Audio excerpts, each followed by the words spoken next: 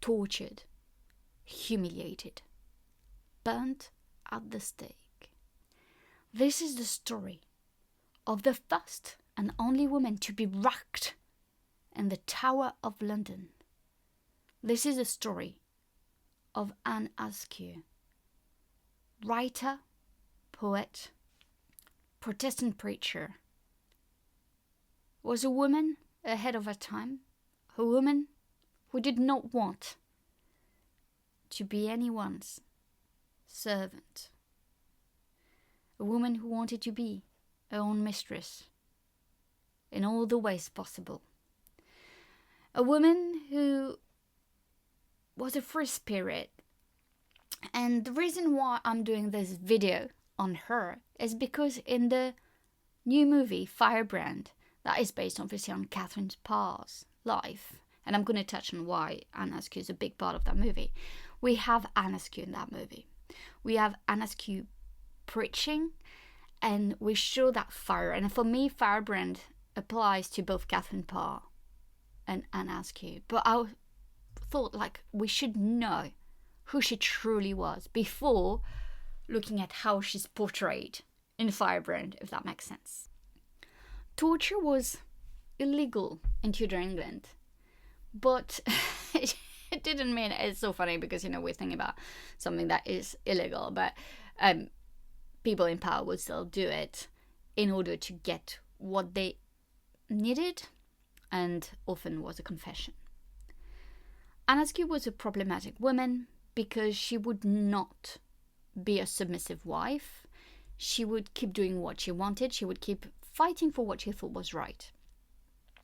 She's often seen as a Protestant, and I would agree with that statement, though I want you to understand that being a Protestant at that time is not that clear-cut. So, I mean, yes, she was definitely interested in the Reformed ideas. She was definitely interested in what was going on. But at the same time, she was seen as going too far. And because we know that Henry VIII broke with Rome, but the country remained, in many ways, Catholic in the ways things were done. There was not massive changes, apart from the fact that there was going to be this Henrician Bible and everything. But, like, there was not a massive change that we're going to see under Edward. But Anne Askew really had thoughts and beliefs that went further than that were very much seen as Protestants. And Henry VIII was someone who was, how much I adore this man. It's sarcasm, right? But Henry VIII was someone who wanted to be in control. So though he broke with Rome, he wanted people to have a change. He didn't want the change to be too great. And why? Because Protestantism, in many ways, does not believe in hierarchy. If you don't believe in hierarchy, it can be very hard to justify a king. So the fact that Anne Askew was, it's almost like, nowadays, like being too far left or too far right? You go into the extreme. And Anne Askew was definitely, in her preaching, going to the extreme. She believed that, even in England, there was still some corruption of the churchmen, and she was preaching things that were what we would call later on Puritan, thinking about how to knock down the hierarchy. That you don't really need someone to tell you how to have your own relationship with God. It's like how I like to explain it, I think, to my students when I teach 16th century England, or when I used to teach 16th century England, is the fact that, there's this need of always being in control when you have a priest telling you what to believe, and archbishops and bishops and all of this. And here the Protestantism is saying, we don't need all of this. You can have your own relationship, which is very interesting because they still have priests and they still do this, but in a way they believe in a more direct relationship with God, we can say. And for Anne Askew, it was really true. But what she was preaching as well was much more than religion. Because, guys, it's never really about religion. It's always about power and politics. And here Anne Askew felt that the ways in which the Church of England was imposing rules, it was detrimental for the population, and she believed that there was another way. And she was basically, you could say, inciting a movement of maybe rebellion. I mean, that could be going a bit far. But that's what happened, right? Like, she was someone who had a voice and who was not afraid of using it. But now, who was she? Anne Askew was born in Lincolnshire in 1521. When she was 15, her family forced her to marry a man called Thomas Kyme. Anne rebelled against her husband by refusing to adopt his surname. So here you already have like this kind of feisty girl, fire girl, right? Like, she's like, no, I'm not going to use your last name. I'm Anne Askew, and I'll stay that way. So a very feisty, a very strong-willed woman.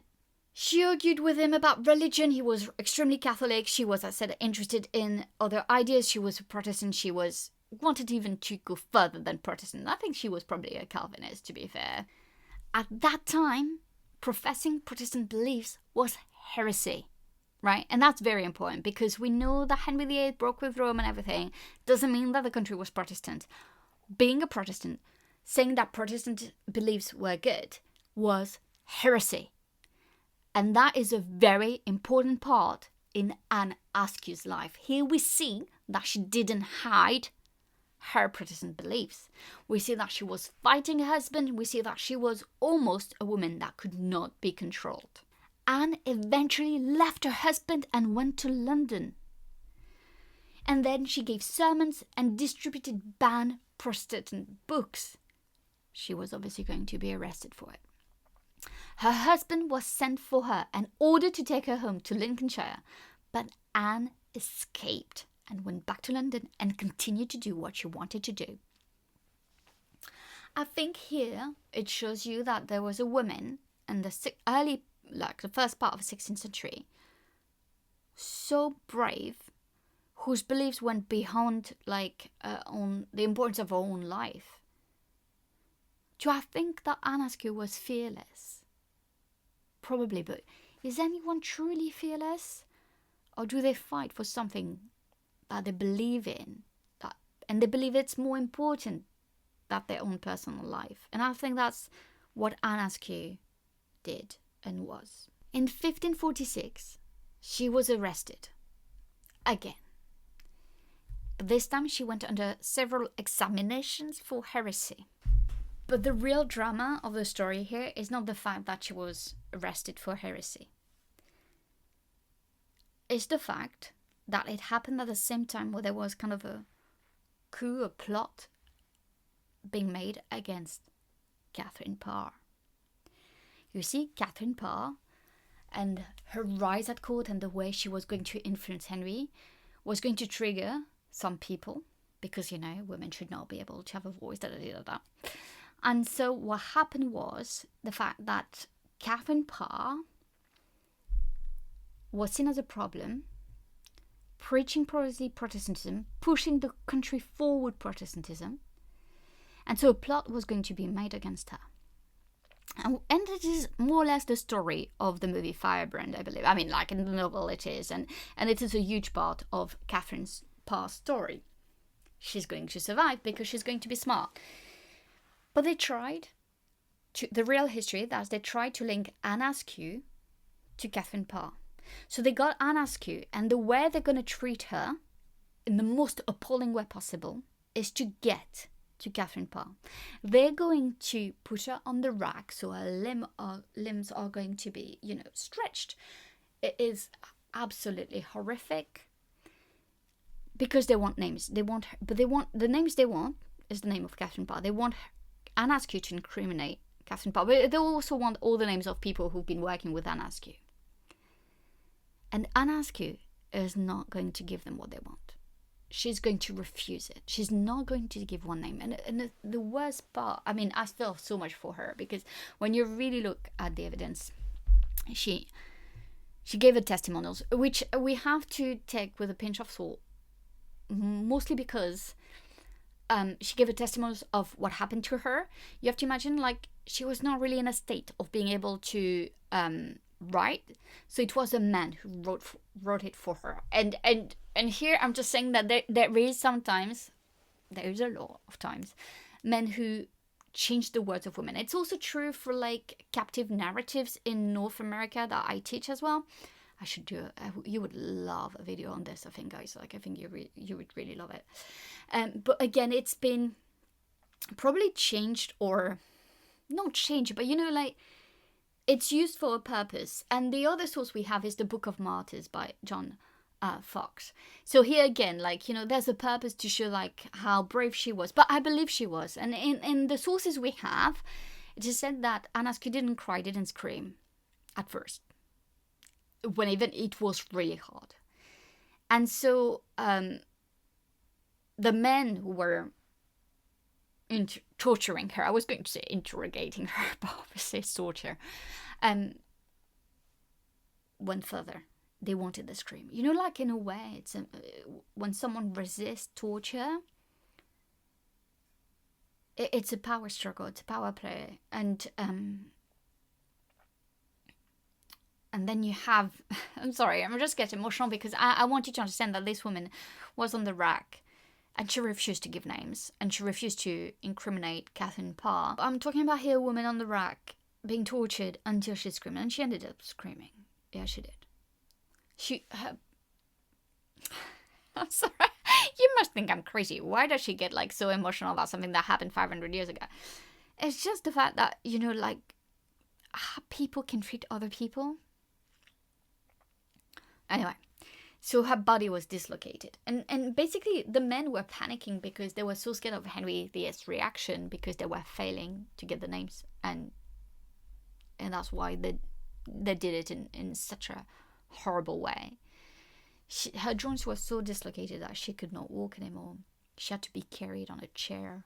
And eventually she was going to be obviously burnt at the stake. We have a letter of Anne Askew saying, "They did put me on the rack because I confessed no ladies or gentlewomen to be of my opinion, and thereon they kept me a long time. And because I lay still and did not cry, my Lord Chancellor and Master Ridge took pains to rack me with their own hands, till I was nigh dead."